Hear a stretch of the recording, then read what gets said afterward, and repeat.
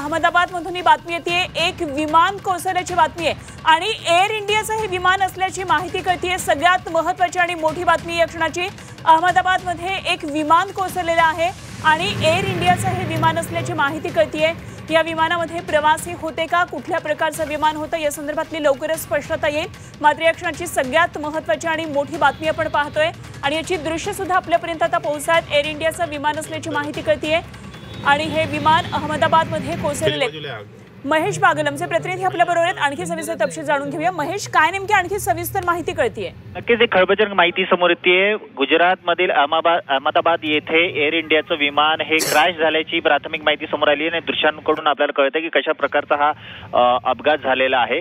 Air इंडियाचं हे विमान असल्याचं प्राथमिक माहिती समोर आलेली आहे, मात्र या गोष्टीला दुजोरा अद्याप देण्यात आलेला नाहीये।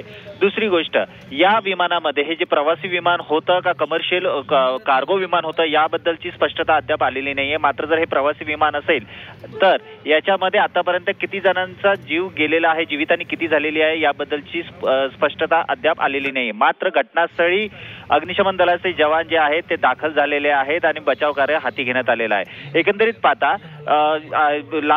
या ठिकाणी ही घटना घडलेली आहे, त्या घटनापासून किलोमीटर पर्यंत धुराचे लोळ हे आकाशात पाहायला मिळालेले आहेत। काही मिनिटांपूर्वीच ही घटना घडलेली आहे आणि आता या संपूर्ण प्रकरणाची चौकशी डीजीसीए तर्फे सुरू करण्यात आलेली आहे।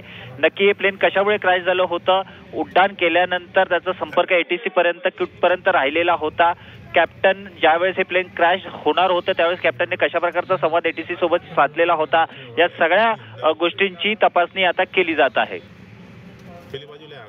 संपर्कात रहा, पण पुन्हा एकदा झी24 तासच्या प्रेक्षकांना या दृश्यांविषयी आणखी माहिती देऊया। अहमदाबादमधली दृश्य आहेत आणि विमान कोसळल्याची घटना घडलेली आहे। हे विमान प्रवासी विमान होतं की कार्गो विमान होतं या संदर्भात अजून स्पष्टता आलेली नाहीये। मात्र मोठं नुकसान झालं असण्याची शक्यता दिसती आहे, कारण हे विमान क्रॅश झाले, धुराचे मोठमोठाले लोळ या ठिकाणी दिसतात संपूर्ण आसमंतामध्ये आणि सरदार वल्लभभाई विमानतळाजवळ हे विमान कोसळल्याची ही मोठी बातमी कळते। या क्षणाची सगळ्यात महत्त्वाची आणि मोठी बातमी आपण सध्या झी24 तासवर पाहतोय आणि ही दृश्यांमध्ये दिसते की किती मोठ्या प्रमाणामध्ये हा सगळा काळा धूर या ठिकाणी पसरलेला आहे। मोठी घटना सध्या अहमदाबादमध्ये विमानासंदर्भातली आणखी माहिती पुढे येते। मात्र आणखी सविस्तर तपशील जाणून घेऊया। मधल्या काळामध्ये काही अपडेट आहेत, आमचे प्रतिनिधी महेश बागल आपल्याबरोबर संपर्कात आहेत। महेश, आणखी काय या संदर्भातले पुढचे अपडेट येतात का? हे विमान कशा प्रकारचं होतं, काही या संदर्भामध्ये माहिती कळतीये का?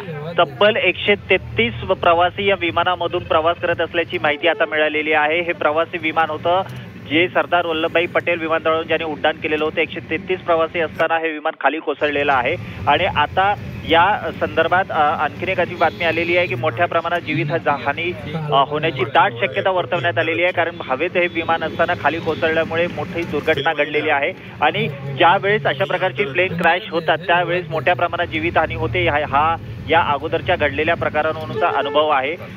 घटनास्थळी बचाव कार्य सुरू करण्यात आलेलं आहे। जे जखमी आहेत त्यांना स्थानिक रुग्णालयामध्ये दाखल करण्यात आलेलं आहे आणि पुढील जे बचाव कार्य आहे ते सुरू करण्यात आलेलं आहे। अगदी पुन्हा एकदा आपण प्रेक्षकांना ही माहिती देऊया। आणखी अपडेट, महेश बागल आमचे प्रतिनिधी आपल्याबरोबर संपर्कात आहेतच। अहमदाबादमध्ये विमान कोसळल्याची मोठी दुर्घटना घडली आहे आणि हे प्रवासी विमान असल्याची एक नुकतीच ताजी माहिती कळतीये। यामध्ये काही शेकडो प्रवासी होते आणि यामध्ये किती मोठी आता जीवितहानी झाली हे काही काळांतरानं स्पष्ट होईल। मात्र अहमदाबादमध्ये विमान कोसळल्याची ही दुर्घटना सरदार वल्लभभाई पटेल विमानतळाजवळच ही घटना घडलेली आहे, त्यामुळे किती मोठं नुकसान आहे काही वेळामध्ये याच्या संदर्भातली स्पष्टता येणार आहे। काळे धुराचे सगळे लोट संपूर्ण आकाशामध्ये आपल्याला पाहायला मिळतात।